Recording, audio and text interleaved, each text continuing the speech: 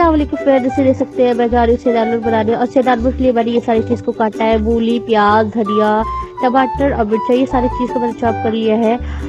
और फिर मैंने ऊपर से इसको नींबू डाला है, जिसमें स्वाद अनुसार करते हैं। और नींबू का बहुत इंपॉर्टेंट रोल होता है हर चीज़ में।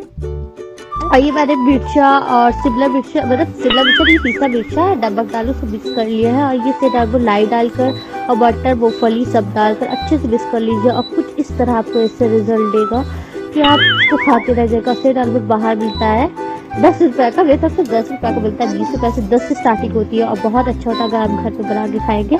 और ये आपको बहुत फ़ायदा बनती है।